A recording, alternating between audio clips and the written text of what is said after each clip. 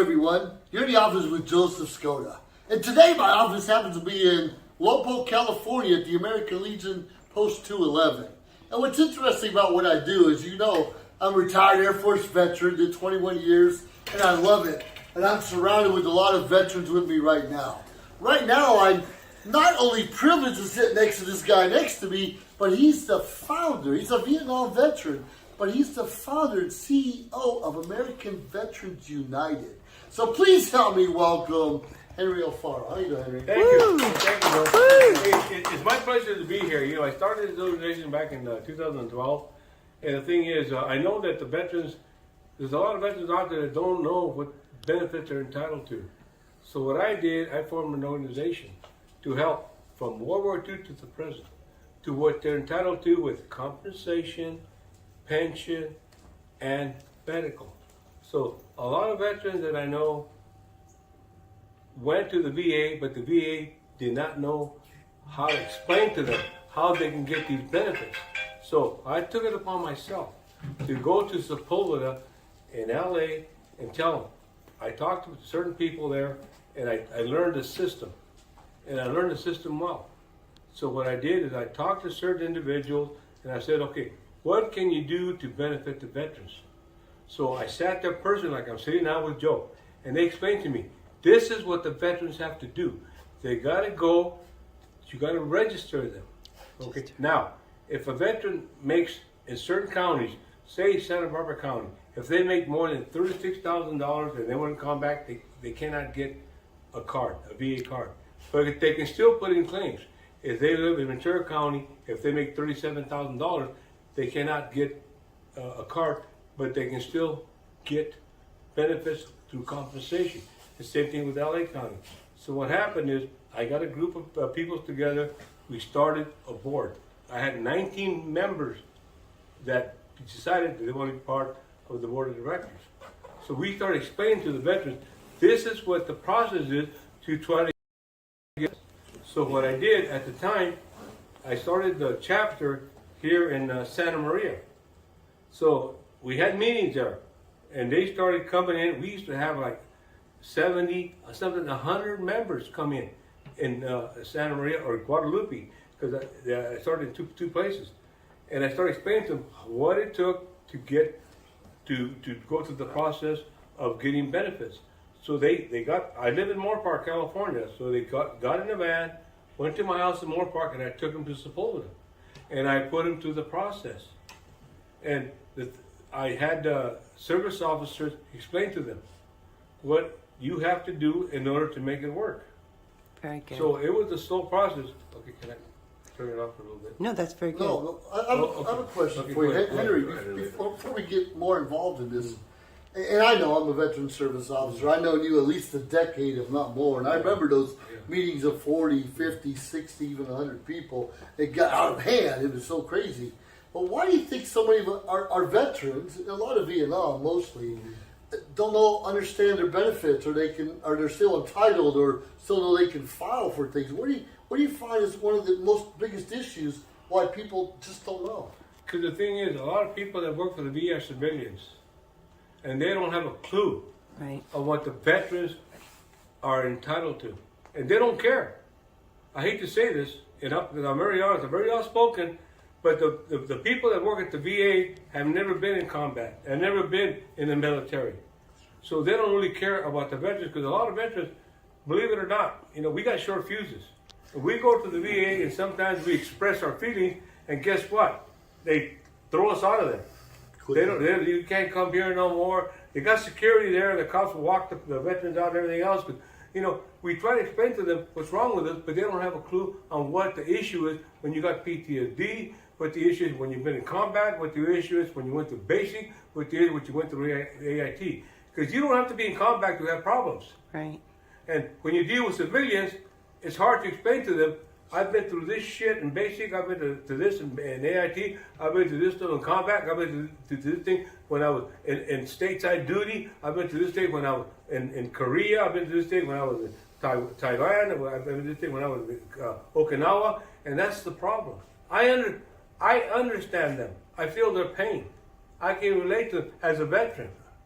And sometimes I've been to Sepulveda with veterans, and I had to raise my voices with some of these people behind the counter.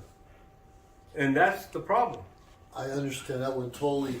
And good thing you brought that up, because a lot of us get angry right away. And when we're getting help from the VA, for instance, sometimes every time you go see a counselor, it's someone different. Yes. It's someone new. It could be even an intern, someone not even qualified. They get their qualifications. And nothing frustrates us more than telling our story over and over again as someone different. That's correct. That's a big challenge. I want to hear a little bit about from Frank. Tell us about your experience in the Army and that's what Frank you right experienced afterwards. I know, but Frank's busy all the time. So tell us a little about yourself. My name is Yashi. Yashi Navarro. No, it is. Yashi. Yeah, like you know, Yoshi. You just made that up. No, I'll pull up my ID right. My name is Yashi. He's a lot of different IDs, by the way. It's Yashi. I joined the military back in 2009. It was a little bit different. What wanted me to join the military was, I remember this clear as day. My dad woke me up one day and he goes, "Hey, I need to show you something. Just don't cry." And he just walked over to the TV that was in my room, and it was when the Twin Towers were going down. And it was a huge impact. It was a kind of like a PTSD moment. It was some images that were just, you know, back in those days, nothing was like edited. It was just live broadcasted. It was just, you know, just an impact in certain people's lives. So it was a PTSD moment. It was something that was embedded into my core moral values, into my brain of thinking, my process of thinking. And so as soon as I had the chance, I wanted to join the military. My father forbid it for about a year, until I was about 18 and a half. And then once he saw that he wasn't going to stop me from doing it, I just ran with it, you know. I just ran with it. But I mean, ever since I joined the military, it's been a blessing. It's been a blessing to understand people from different aspects of life. I mean, we have people that are immigrants that joined the military just to get a green card. Sure. So I mean, you know, people do it for different reasons. You have your patriots, you have your people who are, you know, second generation, third generation, or that's all they know, or you know, that's all their family wanted them to do. For me, it was just like, you know what? I woke up one morning and I was like, man, something's telling me to do it, and then I just ran with it. That's how I live all my life. It's just, you feel if it feels like something, like I'm not saying I'm religious, but I mean, God speaks to you, and you better not disobey that word. But you know, I did my deployment up in Afghanistan, the northern Kunduz area. We were the only American unit to ever be there, ever since the 80s, when we helped the Afghan people to defeat the Russians. You know, we have there was a lot of Russian tanks from the old times, and so we were there now. So it's a little bit of kind of like a repeat of history. Sure. In our head, but at the same time, it was just an honor to be there. Scary. It was 2,000 of us versus 20,000 of them. And you know what? We do best. I know. We took it to them. We took it to them. That's all we do. You know, that's what America's Forces is all about. But at the same time, I mean, how can 18-year-old kids that don't know anything better than, you know, what they learned within a 9-month, a 12-month period, compared to people who had been doing their entire lives? Right. You know, you have people who we were fighting against, who fought the Russians, who were teaching all these kids, and you know, you might have a combination of terrorists, sure, ISIS, Taliban fighting with us. We don't know that stuff. You don't know. We don't know anything. No, it's not a conventional war anymore. You know, we're fighting. It's like a Vietnam. You know, they compare Afghan and Vietnam era as the same thing, because you don't know who you're fighting. The enemy could be concealed in a civilian uniform and things like that. They are. And so that was a huge thing in regards to PTSD. I suffer from PTSD, combat PTSD to be exact, in regards to you know, being part of the AVU. What do we do for you? So the AVU has done a lot for me. What's AVU stand for? Americans Veterans United. Oh, look at me. So I mean, it doesn't That's matter. great. It doesn't matter where you serve, who you serve. As long as you serve, you're my brother. You know, you're gonna always be family. You're always gonna have the back support that you've always been seeking for. I think that's why a lot of people join the military. You know, they're the outcasts, they're the black sheep of the family, and you know, they finally get this camaraderie that you know, they've always wanted within their own family, but they get it from like the weirdest people you'll ever meet.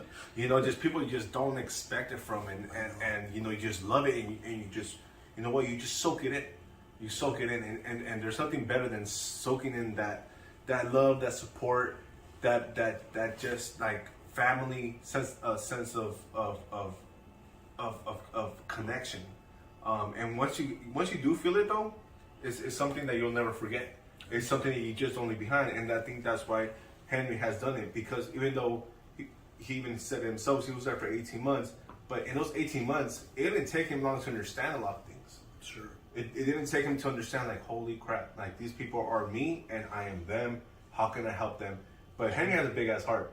You know, that's a little bit different. Not everybody has the same thought process of, like, you know what? Because I love him, how can I help him? Sure. You know, and that's Henry. Also, Joe, Yeah.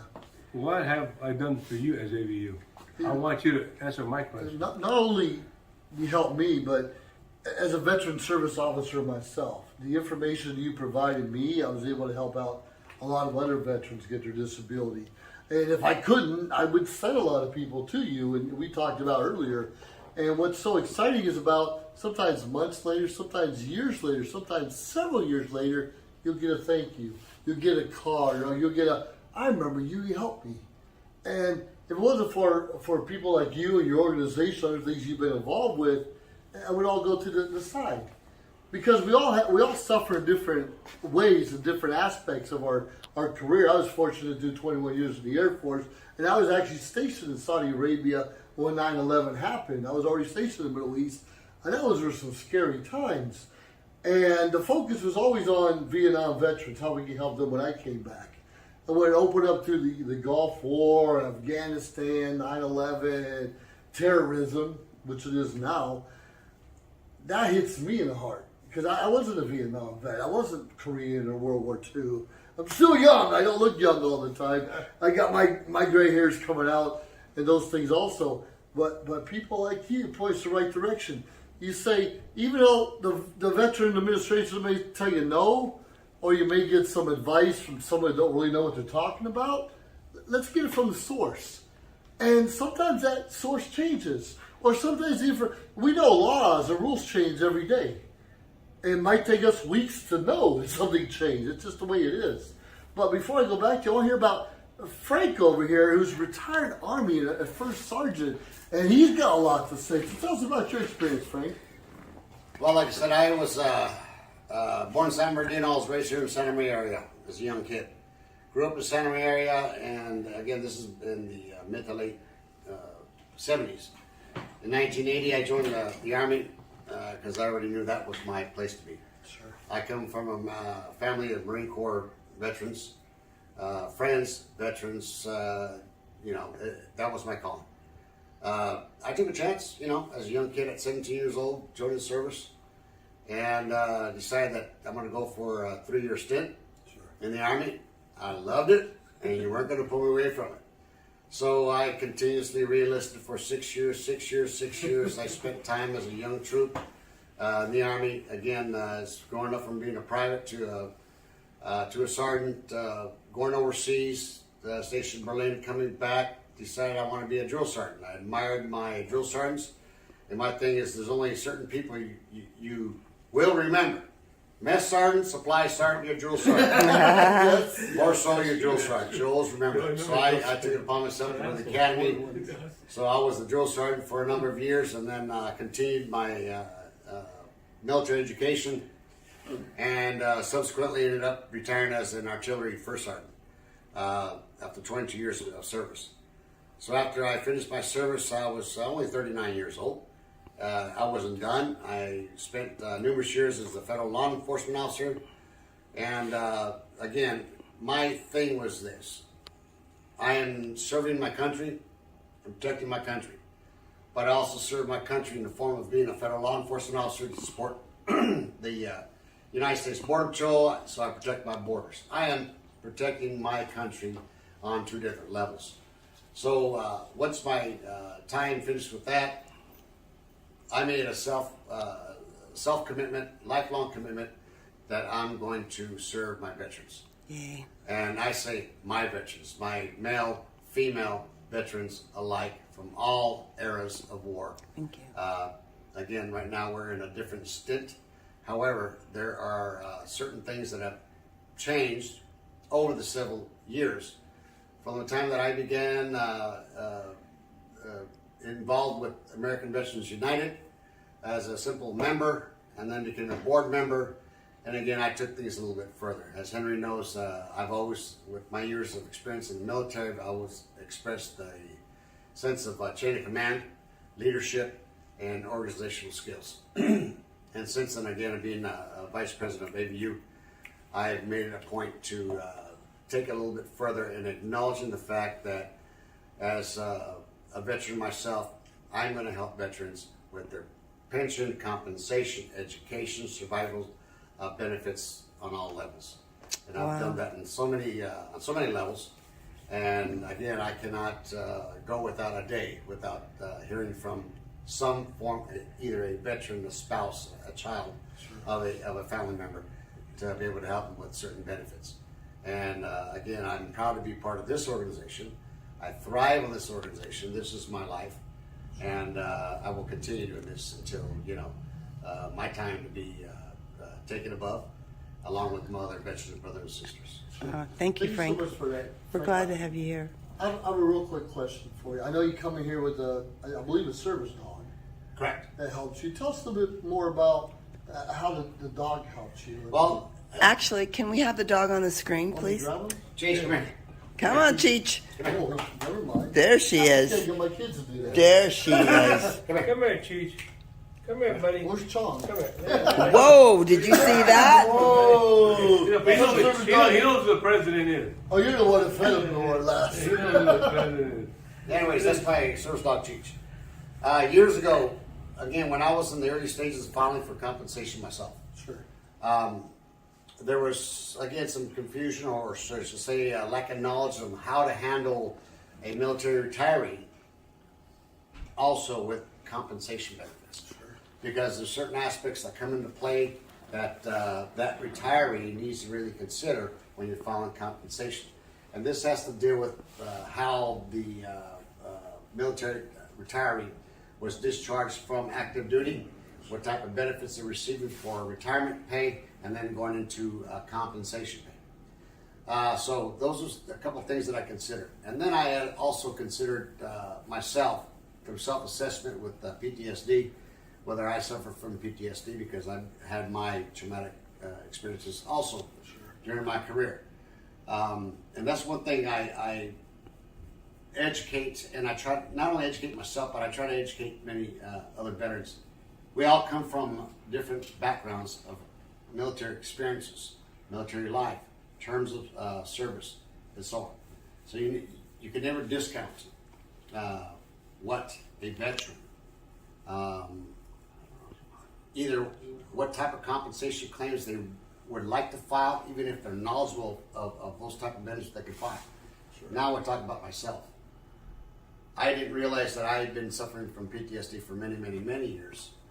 And I took the initiative to start doing my own personal self-assessments and so on, and seeking my not only health care with the VA healthcare system, I also looked into the psychiatric mental health aspect of things, and consulted with psychiatrists and so on, and did my own PTSD self-assessments, and validated through the, again, professional mental health providers that yes, I do suffer from PTSD. And not only on that sense, and there's several ways of having to deal with PTSD. Again, through counseling sessions, through group sessions, through, again, medication, which is always one thing, which, again, can become part of veterans' lives. Right. Mine was, I had my service animal. And in having my service animal and in communicating with my mental health professional, my psychiatrist, yes, it was advised that I can benefit from having a service animal. So I've had my service animal, and he's played a very important role in my life, not only just mine, but my organization's, because it provides comfort for other people within our organization and the general public. But again, the fact of learning myself also of the different tools, resources that are available for our veterans, and I encourage any and all veterans to look at these different types of resources available to include service animals. Very good. You know, that brings up a real good point because I'm retired at 39 years old. Right. And those of us that could not find suitable employment right after, all we have is things going in their mind. Most people get a job right away, have to take care of their families. I couldn't. So I didn't realize it. And even bringing a service animal with you wherever you go lets other veterans know it's okay. Oh, yeah, it's okay. It's okay. A lot of us still have that stigma. We don't want to talk about we have PTSD or depression or anxiety or just can't get along with others. But it's someone that has the guts, in a way, to bring an animal or even someone just to help them with everyday living. I'm So I glad that you appreciate said that. someone to help you with everyday living. You know, I've dealt with a lot of Vietnam brothers that kept everything inside. Yep. Hey, you know, when you were in Vietnam, yes, you know, we never talked about Vietnam. I worked with a gas company for 35 years. There was guys in the gas company that were Vietnam veterans. I didn't know they were Vietnam veterans, so I started telling them helping out veterans. And then they reached out to me. Henry, guess what? I have the Purple Heart. I was in Vietnam. I got a Bronze Star. I go, no shit. I worked with you all this time, and you never told me you were a Vietnam veteran. And I Wow. never told anybody. I never wore Vietnam colors. I never talked about Vietnam. I just kept everything to myself. And then once I started helping out the Vietnam brothers, when I started taking them down from Santa Maria, Guadalupe, and here to Sepulveda, some of them were 1-on-1, 2-on-1, or whatever, and we talked about the stuff that happened to us in Vietnam, the atrocities that happened with Vietnam. We cried, we hugged each other. See, veterans only trust veterans, which is sad. But I didn't tell my family members. I got 2 certificates of appreciation that I sent to civilians when I was in Vietnam. We don't talk about that stuff. But see, we understand each other. And I used to tell them, I feel your pain. We can cry.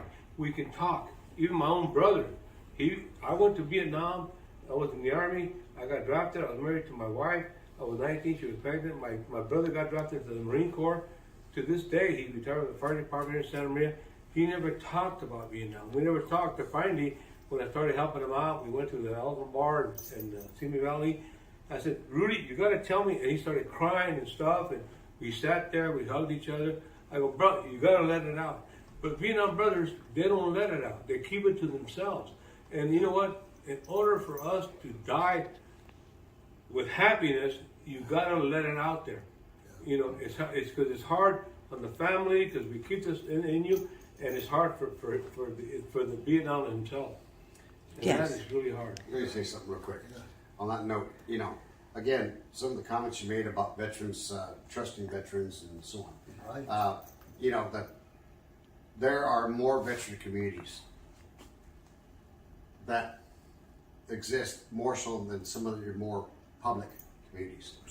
Because again, with that knowledge of veterans, trusting veterans and so on, that is an area where, you know, we know that we all have our different experiences and we have to respect that.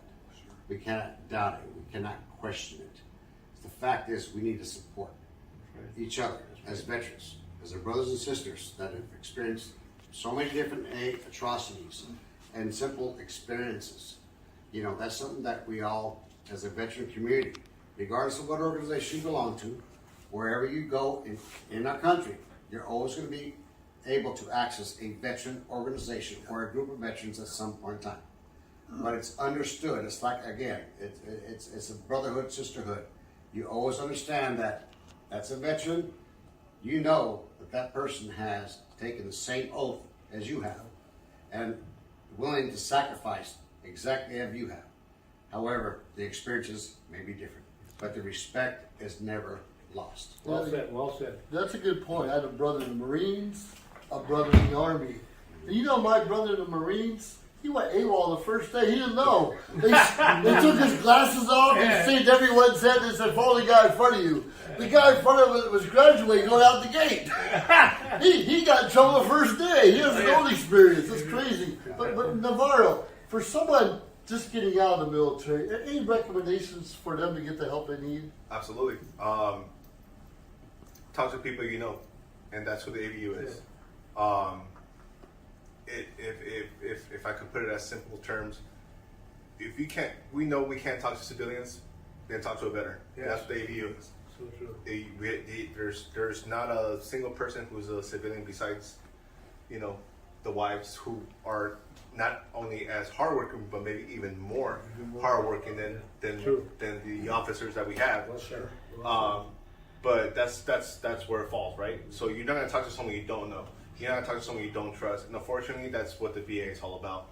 We've never seen these people. I don't know their faces. I hear their names, but I mean, right here, I could work with Henry face to face, who happens to be the president of someone who's like a lawyer. They're willing to fight for you. They're willing to put their, reputation down the line.